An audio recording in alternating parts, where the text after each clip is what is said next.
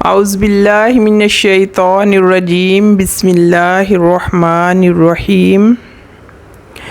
ایک دفعہ اللہ تبارک و تعالی نے ملک الموت سے پوچھا، تم کو کبھی بھی کسی انسان کی جان نکالتے وقت ترس نہیں آیا؟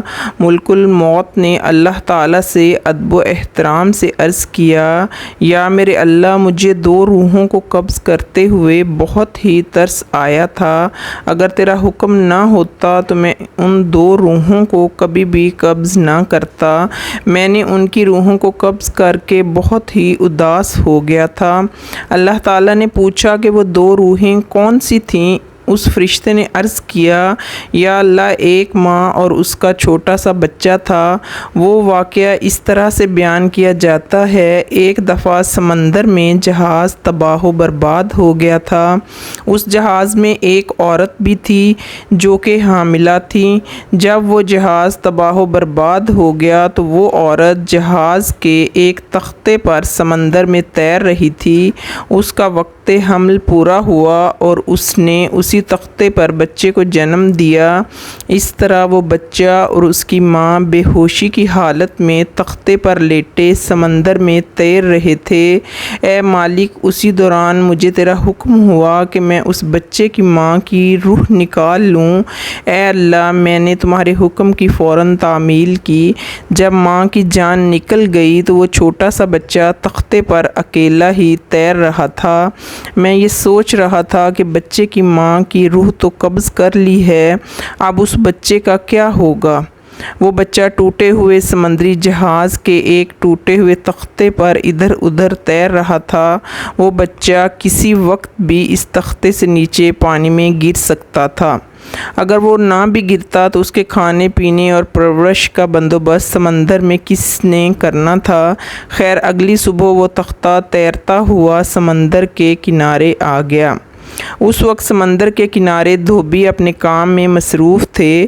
ایک دھوبی کی نظر اس بچے پر پڑی تو اس نے دیکھا کہ عورت تو مر چکی ہے لیکن وہ چھوٹا سا لڑکا زندہ ہے۔ سب دھوبی یہ دیکھ کر بہت ہی حیران ہو رہے تھے۔ انہوں نے بچہ کو پکڑا اور اپنے سردار کے پاس لے گئے۔ ان کے سردار کے گھر میں کوئی اولاد نہ تھی۔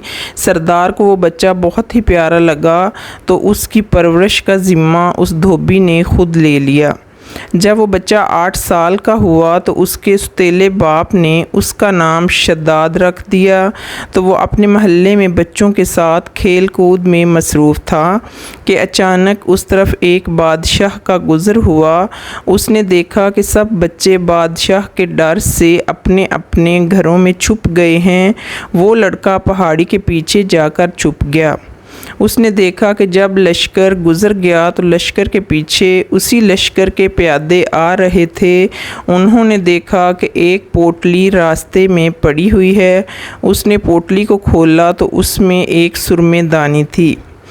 ان میں سے ایک نے کہا کہ میں یہ سرما اپنی آنکھ میں ڈال لیتا ہوں، میری آنکھیں کمزور ہو گئی ہیں، ہو سکتا ہے کہ میری نظر ٹھیک ہو جائے۔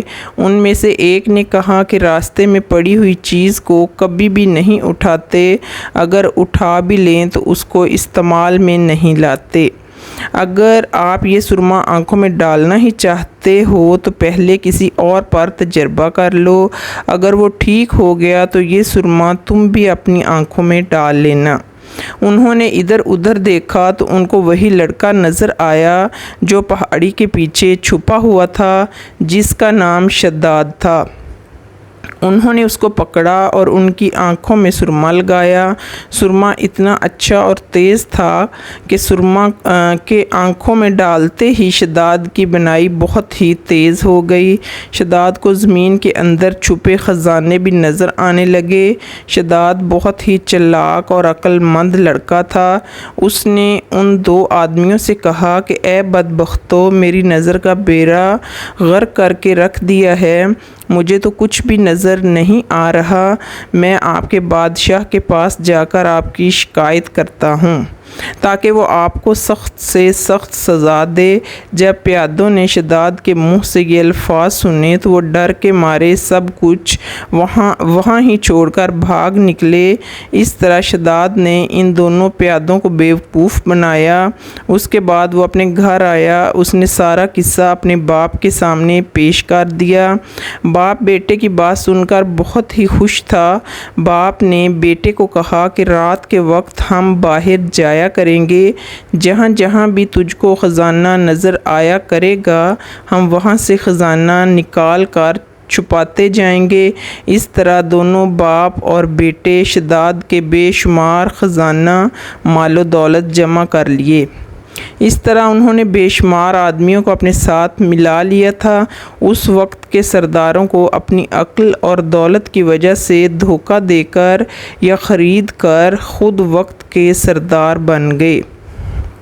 ایک دن ایسا ہوا کہ شداد نے بادشاہ سے بھی اس کی بادشاہت چھین لی اور خود بادشاہ بن گیا۔ یہ وہی بچہ شداد تھا جس کی ماں سمندر میں مر گئی تھی، اور یہ بچہ تنہا ہی ایک تختے پر سمندر کی لہروں میں تیر رہا تھا۔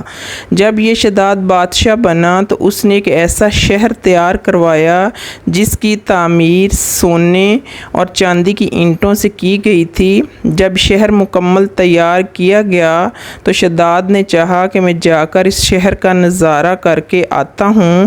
جب وہ شہر کا نظارہ کرنے کے لیے شہر کے دروازے تک ہی گیا تھا کہ اللہ تعالیٰ کے حکم سے ملک الموت نے شداد کی روح کو قبض کر لیا۔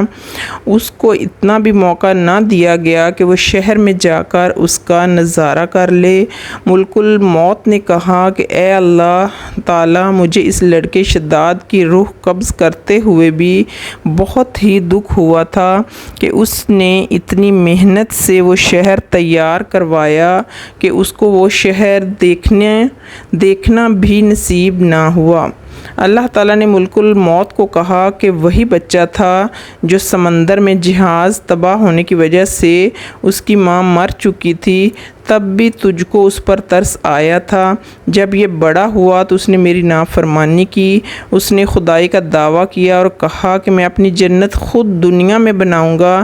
یہی وجہ تھی کہ میں نے اس کی روح قبض کرنے کا حکم دے دیا تھا۔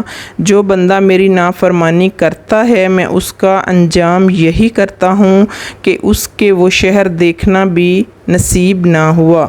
تفسیروں میں بیان ہوا ہے کہ شداد اور اس کے ساتھیوں کو ہلاک کرنے کے بعد اللہ تعالیٰ نے اس شہر کو دنیا والوں کی آنکھوں سے چھپا لیا تھا۔